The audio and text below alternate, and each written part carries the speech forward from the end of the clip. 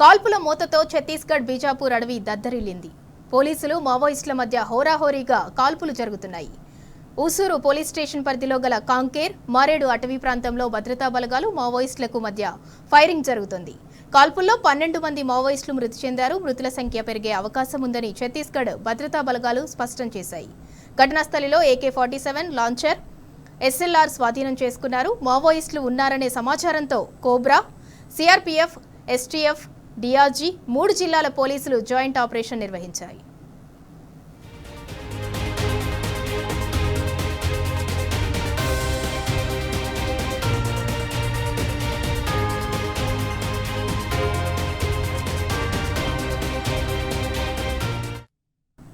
కాల్పుల మూతతో ఛత్తీస్గఢ్ బీజాపూర్ అడవి దద్దరిల్లింది. పోలీసులు మావోయిస్టుల మధ్య హోరాహోరీగా కాల్పులు జరుగుతున్నాయి. ఇదే అంశానికి సంబంధించి మరింత సమాచారం మా ప్రతినిధి సాంబా అందిస్తారు. సాంబా, చంద్ర, ఛత్తీస్గఢ్ లో మరోసారి ఒక భారీ ఎన్కౌంటర్ జరుగుతుంది.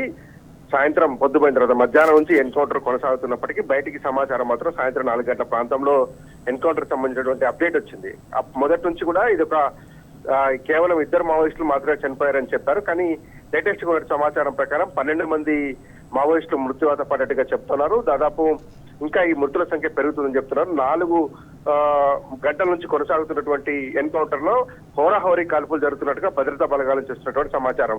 STF, DRG, CRPF సంబంధించి కోబ్రా దళాలు 4 దళాలకు సంబంధించినటువంటి 3 జిల్లాల పోలీసులు, దంతెవాడ, ఛత్తీస్గఢ్, బీజాపూర్ సంబంధించిన ఛత్తీస్గఢ్ జిల్లా రాష్ట్రంలో ఉన్నటువంటి దంతెవాడ, సుకుమా, బీజాపూర్ 3 జిల్లాలకు సంబంధించినటువంటి దళాలు ఈ ఆపరేషన్ లో పాల్గొంటున్నాయి. ప్రస్తుతానికైతే 12 మంది మావోయిస్టులు మృతి చెందినట్టుగా చెప్తున్నారు. ఘటనా స్థలం నుంచి AK-47లు, BGL బ్యారెల్ గ్రనేడ్ లాంచర్లతో పాటు SLRలను కూడా స్వాధీనం చేసుకున్నట్టు భద్రతా బలగాలు ప్రకటించాయి. ఈ మృతుల సంఖ్య మరింత పెరిగేటువంటి అవకాశం ఉందని చెప్తున్నారు. తెలంగాణ రాష్ట్ర సరిహద్దుకు అత్యంత సమీపంలో ఉన్నటువంటి ఊసూరు బ్లాక్ లో ఎన్కౌంటర్ జరుగుతుంది.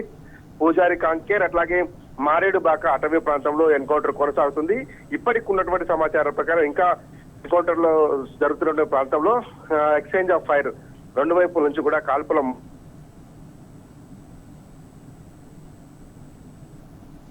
మూత ఆగుతుందని భావించినప్పటికీ కూడా అక్కడ చిక్కుపోయినటువంటి మావోయిస్టులు తప్పించుకునే క్రమంలో కాల్పులు జరుపుతూ అక్కడి నుంచి పరారయ్యేటువంటి ప్రయత్నం చేస్తున్నారని భద్రతా బలగాలు చెప్తున్నాయి. 4 దళాలకు సంబంధించినటువంటి వాళ్ళు కోబ్రా, STF, CRPF, DRG దళాలకు సంబంధించినటువంటి సుశిక్షితులైనటువంటి జవాన్లను మోహరించారు. అదనపు బలగాలను కూడా రంగంలోకి దింపుతున్నట్టుగా పోలీసు బలగాలు ప్రకటించాయి. ఈ రాత్రి మళ్ళీ ఫైర్ 2 వైపుల నుంచి ఫైర్ ఆఫ్ ఎక్స్చేంజ్ జరిగేటువంటి ఆస్కారం ఉంటుంది. 2 వైపుల నుంచి కాల్పులు జరిగేటువంటి ఆస్కారం ఉంటుంది. కాబట్టి బ్యాకప్ ఫోర్స్ ను కూడా రంగంలో దింపినట్టుగా చెప్తున్నారు. ఈ రాత్రి గడిస్తే అంటే రేపు ఉదయానికి కానీ సంఖ్య మీద ఒక స్పష్టత వచ్చేటువంటి ఆస్కారం కనపడుతుంది. 2 మావోయిస్టులు మృతి చెందిన దగ్గర నుంచి 2 నుంచి 4 అన్నారు. 4 నుంచి 12 మందికి దాదాపుగా ఇప్పుడు ఆ సంఖ్య పెరిగింది. వివరాలు చూస్తున్నట్లయితే కనుక ఇది తెలంగాణ ఛత్తీస్గఢ్ సరిహద్దులో జరుగుతున్నటువంటి ప్రాంతం కాబట్టి ఇందులో కొంత తెలంగాణకి అడరికి చెందినటువంటి మావోయిస్టులు ఉంటారనేటువంటిది ఇక్కడ ఉన్నటువంటి ఇంటెలిజెన్స్ వర్గాలు చెప్తున్నాయి. మొత్తం మీద 12 మంది మావోయిస్టులు చనిపోయినట్టుగా తెలిసింది. భద్రతా బలగాలు ఉన్నటువంటి సమాచారం.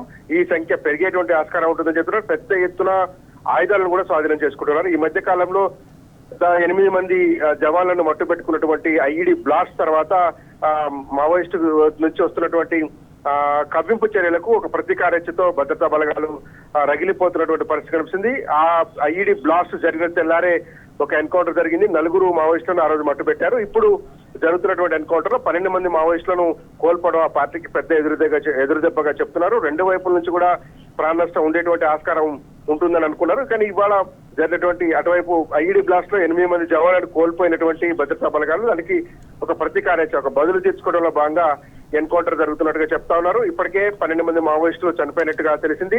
మృతదేహాలు కొన్నింటిని రికవరీ చేశారు. మరికొన్నింటిని ఐడెంటిఫికేషన్ అంటే రేపు మార్నింగ్ వాటన్నిటిని కూడా తీసుకొచ్చి బీజాపూర్ తరలించేటువంటి పరిస్థితులు కనిపిస్తున్నాయి. ప్రస్తుతానికైతే 2 వైపుల నుంచి కాల్పుల మోత మోగుతా ఉంది. సింధూర, సాంబా, ఇంకా భీకర కాల్పులు అయితే కొనసాగుతున్నాయా? ప్రస్తుతం సిచ్యువేషన్ ఎలా ఉంది? భీకర కాల్పులు 2 వైపుల నుంచి కాల్పులు కొనసాగుతున్నాయి. అయితే 12 మంది మృతి చెందినటువంటి నేపథ్యంలో ఎన్కౌంటర్ లో పాల్గొంటున్నటువంటి మావోయిస్టులు తప్పించుకునేటువంటి ఆస్కారం ఉంటుంది. ఎందుకంటే రాత్రి పొద్దుపోయింది కాబట్టి ఎన్కౌంటర్ ఎక్కువసేపు కొనసాగిస్తే మావోయిస్టులకు తీవ్రమైన నష్టం ఉంటుంది. ఎందుకంటే భద్రతా బలగాల దగ్గర అన్ని రకాలైనటువంటి ఆయుధాలు ఉంటాయి.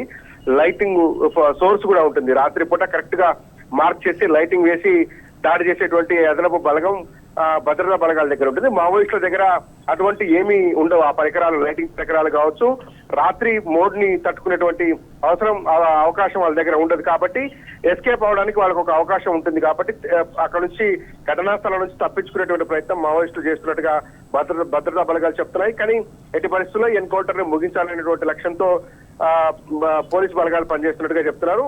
ఇంకా కాల్పుల మోత అయితే వినిపిస్తుందని చెప్తున్నారు. అక్కడ ఉన్నటువంటి దగ్గరలో ఉన్నటువంటి గ్రామాలకు సంబంధించినటువంటి సమాచారాన్ని తెలుసుకునేటువంటి ప్రయత్నం చేసినప్పుడు కూడా అక్కడ ఇంకా కాల్పుల మోత వస్తుందని చెప్పి ఆ గ్రామస్తులు కూడా చెప్తున్నారు. దీన్ని బట్టి చూస్తే ఇంకో కొంతసేపు ఎన్కౌంటర్ కొనసాగే ఆస్కారమే కనపడుతుంది Sindhura. Right, thank you Samba.